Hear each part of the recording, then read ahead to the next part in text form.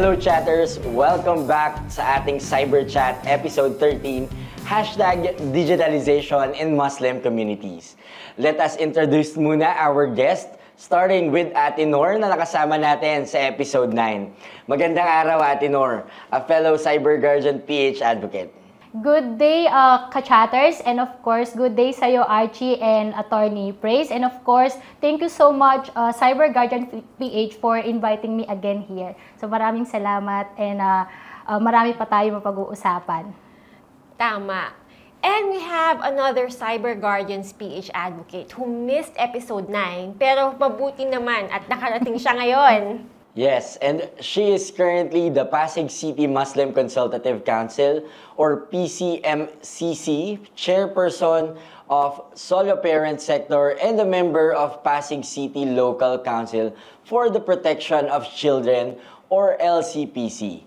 She has also been a DSWD Pasig volunteer field teacher for underprivileged children. Let us all welcome Ms. Jenica Quizon Ramas. Naku Archie, Ate Jen na lang yung tawag niya sa akin. Thank you and Attorney Praise. Assalamualaikum warahmatullahi wabarakatuh sa lahat ng manonood natin, mga ka-chatter. Yes. And joining them is a teacher of Islamic Studies and Arabic Language at the Asia Academic Integrated School, or AAIS, who is also a Bachelor of Science major in Elementary Education graduate of the Capital University in Cagayan de Oro City. Let's welcome Ustad Gerard Filom Lazaro Ates. Welcome, Ustad Jerome. Thank you, Attorney. Assalamualaikum warahmatullahi wabarakatuh. Ang lahat ng papuri at pasasalamat ay naukol lamang sa nag-iisang Diyos, walang iba ang Allah subhanahu wa ta'ala. Sumayin niyo po nawa ang kapayapaan, habag at awa ng Allah. Ayan, at ang huli naman po naming ipapakilala sa inyo ay isa ring Pasigueño. She is a businesswoman, counselor, and a mentor, and Islamic preacher. Please welcome Kaka Sally. Thank you, Archie. Assalamualaikum to everyone. Ang kapayapaan ay sumasa ating lahat. Thank you. Maraming salamat po for joining us on the last episode of Cyber Chat Season 3. Alam niyo po, our second episode was about the World Children's Day, declared by Pope Francis to give global importance to children and to call everyone's attention to the plight of the abandoned, neglected, abused, and exploited children. Ang Cyber Guardians PH po, the producer of Cyber Chat, along with its other partner organization like International Justice Mission, or IJM, where Attorney Praise works, are co-advocates of combating online sexual abuse and exploitation of children, or OSAIC. Yes, so we thought it fitting and proper po na for our last episode, we have the Muslim community as our guest and talk about digitalization and how cyber threats, particularly OSAIC, have impacted your children and the young. So katulad nga na napag-usapan natin, Archie, no, nung episode 9, walang hindi makakaligtas pagdating sa cyber threats. Kung hindi tayo aware, kung hindi natin alam kung paano ba ito masusolusyonan, and hindi natin alam ano ba yung mga klase ng cyber threats ang pwedeng makasira sa ating mga kabataan. So, napakahalaga na alam natin paano natin poproteksyonan, lalo na yung mga bata, dahil they are the vulnerable sa lahat ng pwedeng maging victims. And also, victims can be everyone, regardless the religions. Yes, tama ka dyan, Ate Nor. Ayan din yung mga napag-usapan natin ng episode 9. Kaya gusto namin itong simulan ng ating kwentuhan. Magsimula siguro muna tayo sa rights of children under Islamic law. Oo, I understand that in Islam, children's rights are not merely guaranteed by their parents, the communities, and governments. God Himself secures these rights. Tama po ba? Yes po. Yes po, Attorney. Protecting a children ay hindi po pinalagpas ng Quran at Sunnah ng Prophet Muhammad at ng relihiyong Islam. And also to take note po, isa sa nabanggit sa Quran ay ang tinatawag nating lahat ng tao dito sa mundo ay obligasyon niya o responsibility niya ang kanyang nasasakupan. It was mentioned by Prophet Muhammad sallallahu alaihi wasallam in one of his hadith, kullukum mas'ulun an ra'iyatihi. It means to say, every shepherd is responsible for his flock. Okay? Kung bibigyan natin ito ng mas malalim na pangunawa, ibig sabihin kung meron kang nasasakupan, responsibilidad mo ito. At bilang isang parent, responsibility mo ang iyong mga anak at pamilya. So, nabanggit niyo po, Ustad, na yung parents o yung mga magulang, sila yung may responsibilidad na magpalaki o mag-upbring o magbigay ng pangangalaga at religious and spiritual training for their children. At this includes yung mga pagtuturo sa kanila ng behavior, Islam, and morality. Tama po ba? Paano po ba yun nagagampanan ng mga magulang? So, ang gusto ng Islam, you can help your husband to provide for your family. In one condition, dapat ang nanay ang pag-aalaga sa kanyang mga anak. Hindi po literal na mamamalaan siya. The upbringing ng mga anak ang pinaka-number 1 na responsibility ng mga nanay. Now po, ano po itong responsibility na ito? Right? Na kahit na nagtatrabaho ka, naghahanap buhay ka, huwag mong kakalimutan. Una po, kailangan ma-assured ng nanay, physically yung kanyang anak well off. Right? Pakakainin ng tamang pagkain. Hindi porke busy ka sa opisina, pansit kanto na lang araw-araw ang kakainin ng anak mo. Aanhin mo na naging attorney yung anak mo, nasa ICU after 10 years. Right? So physical well-being of the children. Very important. May yaya ka, dapat super mom, smart mom. Okay, ito yung menu. Right? Pangalawa po, mental needs ng mga bata. Make sure na mag-provide ka ng quality education. Hindi lang po ito Islamic education, Western education. Lahat po ng kailangan na edukasyon ng bata, kung kaya ng isang magulang, kung paano siya magpo-provide only to please and worship Allah, then automatically, that responsibility, mayroon siyang reward here in this world, in the hereafter. How about emotional needs? Ito po yung naging problema palagi. Maraming mga nanay, mga tatay, busy sa trabaho, gustong yumaman, iniisip nila ang kailangan ng anak ko, material, kailangan mag-aral ng Lasal, mag-aral ng isang magandang eskwelahan, for example. Nakakalimutan natin yung mga bata, they need emotional needs. Isang problema ng mga magulang, pag itong panganay ko matalino, of course, lahat ng gusto niya ibibigay ko. Pag itong pasaway, matigas ang ulo, ayaw makinig, nakalimutan mo na you should, as a Muslim, I'm saying, as a Muslim parents, if you are mindful of God, and you know that you are responsible for your accountability, because you are responsible for your children, dapat you are equally treating your children. Right? Alam ko na imposibleng mahalin mo yung mga anak mo ng pare-parehas. Right? Lahat tayo naging nanay. Pero, dapat responsibility mo, if you truly fear God, na equal ang patingin mo sa mga anak mo. Walang favoritism. Matigas ang ulo, pagtuunan mo ng pansin. Because the Islam believe, bago pa dumating itong mga problema sa iba't ibang anggulo ng society, lahat ng problema ay nanggaling sa bahay. Lahat ng problema, nagpabaya ang tatay, nagpabaya ang nanay, hindi natin tinratong ng tama yung mga anak natin, anong nangyari sa kanila. Ang pakiramdam nila, favoritism si mami, right? Kulang sila ng pagmamahal, kulang sila ng pansin. Ano nangyari sa mga bata? They go out and they are seeking for attention. So, bilang isang Muslim, it is your responsibility as a parents to equally treat your children. And that is for emotional needs, right? At naniniwala po ako na kung ang mga magulang, anuman ang relihiyon mo, hindi lang po ito sa Islam, kung tama ang trato mo sa mga anak mo, oo, may pasaway. Sabi nga nila, lagi may black sheep. Pero ang mga bata po na binigyan ng tamang pagmamahal ng mga magulang nila, hindi po yan basta-basta mapapariwala. And at the same time po, ito po yung pinaka-importanting aspect ng isang magulang na Muslim, sapagkat kami po na mga Muslim, Islam is not just a religion. It is a way of life. Right? It is a complete way of life. So, spiritual upbringing. Kailangan alam ng bata, what is the purpose of your life? Anak, I want you to be a lawyer. I want you to be successful. But don't forget that you are here only to worship God. Kakasali, ano po ba yung mga specific rights ng mga bata sa Islamic law? Yeah, okay. So bukod, Archie, doon sa pinag-usapan natin na karapatan ng mga bata, isang sa pinakamalaking karapatan ng mga bata na nakakalimutan natin dahil busy yung mga nanay is yung the right to go out and play. 'Di ba? Nakakamiss yung sipang lata, 'di ba? Batong ano ba mga tawag doon, mga Tumbang preso. batong tumbang preso.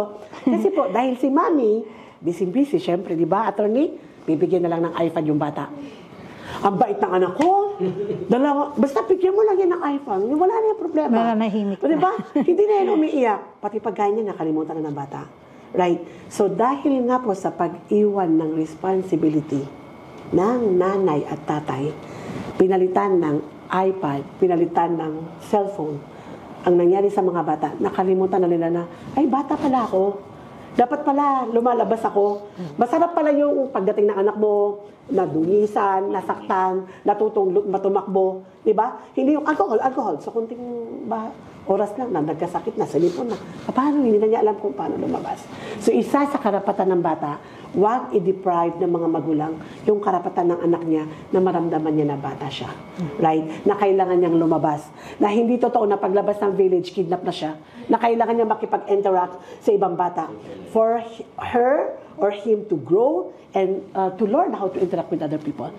Another right is the right to yung karapatan ng bata na matutong makinig ang mga magulang. Hindi lang, kasi nasanay tayo na, nanay mo yan, tatay mo yan, pakinggan mo yan. Hindi. May karapatan po yung mga anak natin na pakinggan sila, right, at tanungin sila. So, learn, to all the parents, learn to listen and learn to ask. Right? Because once the communication, ay nawala sa loob ng bahay, kahit nakatira pa kayo sa palasyo, the people inside that house is absolutely living in depression. Right? Why? Because we are human beings. Hindi po tayo mga animal. Diba? Hindi tayo animal. We are the best creation of God. And we are here to interact with one another. Right? So, ang nakakalungkot dahil sa sobrang lahat may iPhone, diba? Mabuti pa yung taga-Amerika, nakakausap mo, sarili mong asawa, sarili mong anak, hindi kayo nag-usap ng buong araw. And I think this is one of the reasons of depression, stress, and anxiety. Yes. Right? So I think we need to go back to our home. Diba? I do believe na pag ang mga magulang ginampanan nila, I think lahat naman yata ng relihiyon ay nagtuturo ng tama kung ano yung responsibility ng mga magulang. When the parents go back to their home, pag maayos ang pamilya, maayos ang barangay, pag maraming barangay na masasaya, diba? May isang nasyon na masaya. Diba? So, yun lang po, attorney. Thank you. So, talking about yung mga karapatan ng mga bata at, the obligation of the parents and the others in authority over them, ang aking katanungan po ngayon, Ustad, and sa inyo po kung may gustong sumagot, kung na-violate o nasaktan o hindi nasunod ang karapatan na ito ng isang bata, ano po ang kanyang remedy o saan siya pwedeng lumapit when it comes to Islamic religion? Bali po, ang ibig niyo pong sabihin ay paano pag hindi na ibigay ang karapatan ng isang bata ng magulang mismo. Okay po. Ganito po yan. Una sa lahat, explain po natin na ang Pilipinas po ay hindi isang bansang na kung saan ang gobyerno ay isang Islam at kung saan ang ipinapatupad na batas ay Islamic law. Okay po? So that's why ang remedy na ginagawa po natin dyan ay ang bata ay pumupunta sa leader ng community. And the leader of the community is what we call the imam. Ang imam po, doon po tatakbo ang bata na kung saan hindi na ibigay ang kanyang karapatan upang i-address ito. Now, ang imam po ay magpapatawag ng isang council, ng isang meeting of counselors or whatsoever ang tawag dyan. And then, ang mangyayari dyan ay pag-uusapan nila ang problema na yon, ang bagay na yon. Yun po.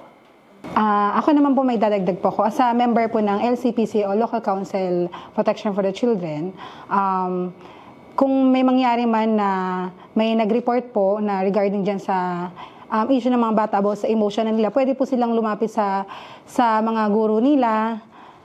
Kung minsan po kasi as a Muslim children po, hindi po nila ma-express yung nangyayari sa kanilang pamilya. Ang nangyayari po, lumalapit sila sa kanilang guro, na which is hindi naman po sila Muslim. So yung sa guro na yon, sila po yung nakikipag-cooperate kung ano yung nangyayari sa kanila. So may case po kasi na ang social worker ng DSWD, meron silang na-encounter na ganung issue. Pero dahil nga po ang DSWD merong coordination po sa Pasig City Muslim Consultative Council, na which is doon po ako kabilang. Pinapatawag po nila kami at nanghingi po sila ng advice regarding po sa ganong issue. Kasi hindi po kami nila binabypass, parang nagre-respect din po sila sa kung anong religion po namin. Yun po. Yes, merong coordination. Yes. Kasi yung sa amin din po sa Pasig City Muslim Consultative Council, kami rin po kasi sa Pasig City Muslim Consultative Council, nakipag-ugnayan mismo sa DSWD at ako nga po yun sa special recommendation po ni Mayor Vico na maging mediator ng Muslim Protection for the Children. So, sa Muslim community, consider po nila ako as a social worker. Kaya po pag may mga ganong cases regarding sa mga bawsi case, ako po yung pinapatawag nila. Kaya yun po maganda, kahit po sa mga barangay na nakipag-coordinate po kami, kung ano man po may mga case na bawsi regarding sa bata, pinapatawag po nila kami. Parang nakipagtulungan din po sila sa amin. Okay, yun po. So that's good po na may sistema dun sa mismong Muslim community, pero meron ding sistema na nakikipag-coordinate or collaborate with the non-Muslim community and the LGU. Yes po. Napakaganda po nun, importante nga yun. Having said that, I am sure that the cyber threats, mga iba-ibang klase ng cyber threats ngayon against the children and the young, is likewise a serious concern for the Muslim community. Ate Jen, ikaw naman ang aming tatanungin as a member of Pasig City Local Council for the Protection of Children. Meron na bang report or cases sa atin sa Pasig ng OSAEC sa Muslim community? Sa ngayon kasi, Archie, galing ako sa police station at may nakausap natin yung mga WCPD nila. Sa ngayon, walang case ng report na from Muslim community. If ever naman na meron, nire-refer naman kasi nila sa opisina namin sa Pasig City Muslim Consultative Council. Dahil nga po sa cyber guardian, nagkaroon din ako ng interest na makipag-connect sa lahat ng mga WCPD ng Pasig or sa mga women desk or bawsi desk ng mga barangay regarding sa ganyang case para makakuha tayo ng mga data. Kaya wala pa naman sa ngayon na report na from galing sa Muslim community. Pero hindi ibig sabihin na wala tayong gagawin na action pa rin. Kailangan pa rin natin ng awareness. Kaya talagang nagpupursigi ako na magkaroon pa ng mga programa regarding sa mga awareness na USAID. Yes. Ika nga, prevention is better than cure. Good thing din talaga, no, Miss Jen, na ang Pasig local government natin and the Pasig Muslim Consultative Council are having this collaboration talaga. Kasi very important din na nakikita or nagiging aware din yung LGU natin na may mga Muslim community din na nangangailangan ng ganitong klaseng support and response. So napakaganda talaga nagkakaroon ng ganitong initiative and especially the local bodies, local council bodies na binigyan ng space ang Muslim community na makapagsalita at ma-express din ano yung kailangan ng mga Muslim community. Kasi ito talagang minsan nagiging problema dahil we belong to the minority. So, minsan hindi naririnig kung ano yung kailangan natin. And napakagandang initiative. And also, to add na rin, no, kailangan din ang school-based na maging aware sa ganitong usapin. Kasi school are the second home of our children. Kahit wala pa po akong anak, mga kapatid ko. So, napaka-importante na very involved din ng school when it comes to this topic, the cyber threat, and giving cyberspace to these children. Kasi, ang education natin ngayon, very, na siya kasi may use na ng online class, gumagamit ng cellphone, gadgets, and everything. So, kailangan mas palawakin din natin kung paano natin mama-maximize at magagamit itong mga social media na to or mga gadgets na to na pwede maging threat, na hindi maging threat, especially sa school. And also the parents. Kasi school and parents supposed to be partner para sa paalagaan ng mga bata. So, maging partner din talaga ang parents at saka school para magkaroon ng awareness sa mga cybercrimes and cyber threats. Yes, that's right. Let's hold it there. Babalikan po natin lahat ng sinabi mo in a bit. Yes, Archie. So, huwag po kayo nga alis. Kami po ay magbabalik.